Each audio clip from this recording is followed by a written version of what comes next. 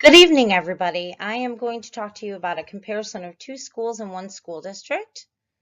The district is Peoria School District 150.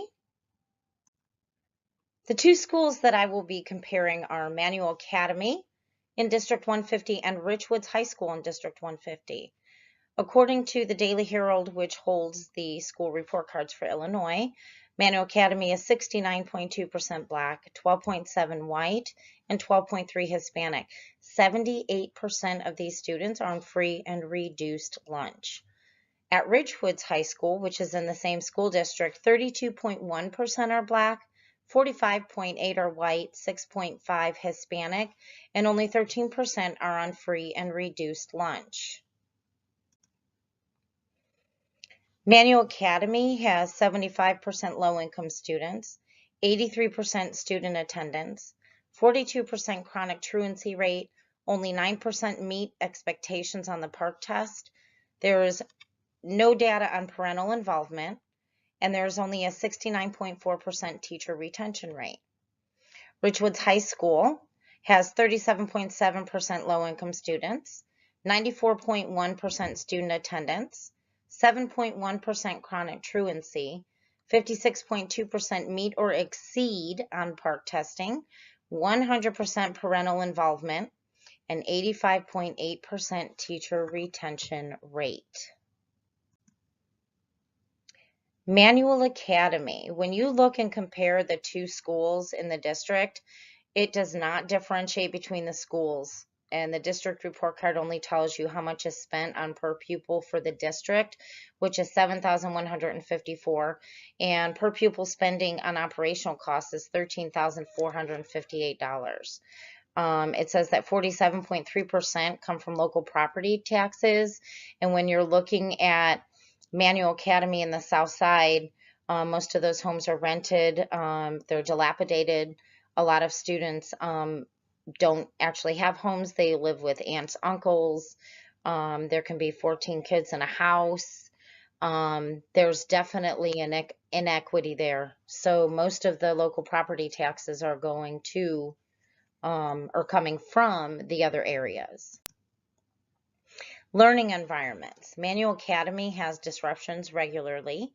Teachers get $100 a year to spend on supplies and nothing else provided by the district unless it's written into the Title I.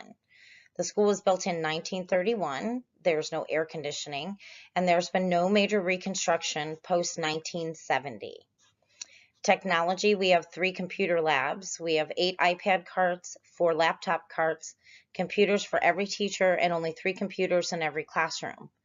Student technology is smartphones. The students at Manual Academy do not have individual laptops, iPads, or tablets. Class size average is 28 per class. For Richwoods High School, per the report card, disruptions are rare. Teachers get the same $100. The school was built in 1951. There's no air conditioning there as well, and there's been no major reconstruction post-1970. At Richwoods, they have 3 computer labs. They have 10 iPad carts, 15 laptop carts, computers for every teacher, and 3 computers in every classroom. Student technology, based on the economic status of our students there, they have smartphones, laptops, iPads, and tablets, and the average class size is 24 per class. These stakeholder opinions are based on anonymous interviews with teachers and community members. Teachers I work with at both schools and community members, parents included. Manual Academy is seen as the bad school with bad kids. We have a lot of gang problems. It's located on the south side of Peoria, which is known for gangs and violence and lots of shootings.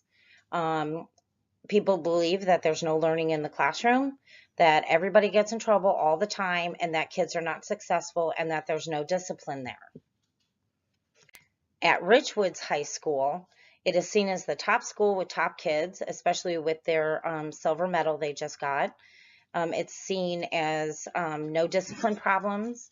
It's located on the right side of Peoria. Everybody's learning all the time. Kids are successful, and all kids go to college.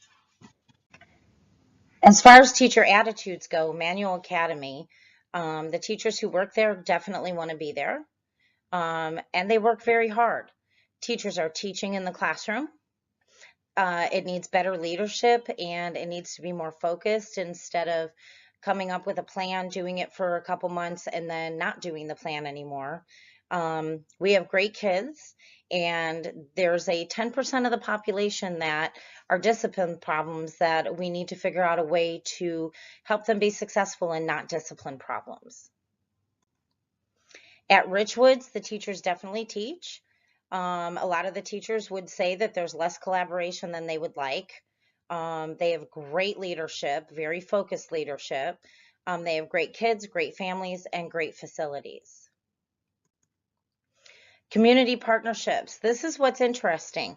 Even though education seems to be inequitable between Manual Academy and Richwoods, Manual Academy has far greater community partnerships. We have Caterpillar, who comes out and does welding and robotics with our students. Bradley University sends us student teachers and novice teachers, as well as engineering club. University of Illinois at Chicago Methodist Hospital, UI-Comp, have a group called Minorities in Medicine and a medical enrichment club in which the students go and learn from doctors, nurses, counselors, psychiatrists, and they learn what it takes to have those careers. We also have It Takes a Village store that gives supplies, food, necessities to students. It's all donated by the community. Southside Mission works with me personally on a community garden partnership where the students that they have during the summer come out and help do the garden. At Richwoods High School, Caterpillar does do mechanics with their students, and they work with Habitat for Humanity. And those are the community partnerships that they have. Possible views by a couple of the authors that we read this week. I believe that Glanz would say that at Manual Academy that there's definitely an inequity occurring. We're lagging behind. We have ineffective common goals. We have a lack of assessing social, emotional, political, and interpersonal crises. There's a lot more that goes into student success than just educating in the classroom. We've done prior quick fixes, and we have a lack of long-term planning. At Richwoods High School, I believe Glanz would say there's equitable access, they are meeting their goals, they have ethical leadership within the school, and their mission meets their vision. According to Larson, I believe she would say there's an ill-defined purpose of education at Manual. There's a moral obligation to increase equity. We need to advance educational opportunities. And educational opportunities don't just include college readiness, it also includes career readiness. We need to have effective leadership. We must increase our community involvement. Even though it appears we have a lot of it, we still need to do that. Not all achievement gaps are student ability issues. We need to remember that.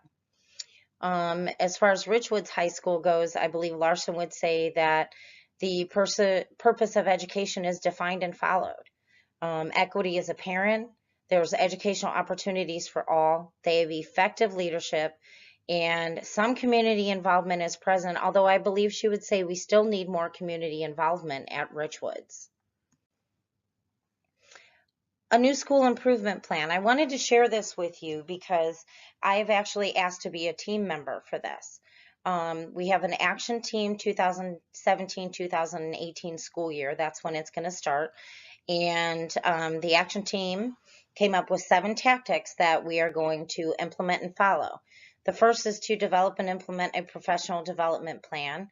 This is what we believe teachers need to get professional development for, as opposed to just doing professional development just because we're supposed to. We're going to develop and implement a social emotional learning plan, which is necessary for our population of students. A lot of our students have very young parents. They have single parent homes. Some are being raised by grandparents. There's a lot of gang involvement. There's a lot of murders. There's a lot of stuff that's going on that will affect how our students learn. We need to create and promote pride and a positive school culture. We need to bring that back to Manual. It is definitely missing.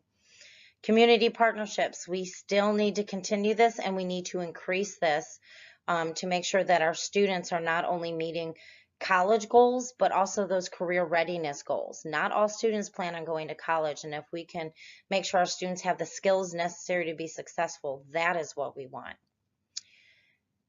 We're going to implement a Pathways in Technology Early College High. It's a program that's being implemented across the state of Illinois, and Manual Academy was chosen as one of the schools to do this.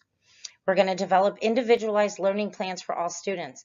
We have not had this. This is so important for our students that they know what they need to take and what they need to do to graduate on time, to either go on to a career, to go to a junior college, or to go to a four-year school. They will finally have four-year plans laid out so that they can do this. And we're going to create and implement a marketing plan. So much of the community, not necessarily the South Side, but the surrounding communities, have such a negative view of Manual Academy. And so we are going to make sure that the community and the surrounding areas know the great things that are happening at Manual. What would I do? Well, I've currently been asked to be the site leader for the Manual Academy Action Team, the marketing part. Community leaders like businesses, not-for-profits, professors from local universities, community members such as parents are all part of that action team. Teachers are site leaders and team members, and we have training and meetings that are ongoing. Personally, I believe that creating an action team is a great first step that was done by our superintendent. But we must be consistent, we must be focused, we must not give up, we must also be realistic and committed, and we must realize this is about the student's future.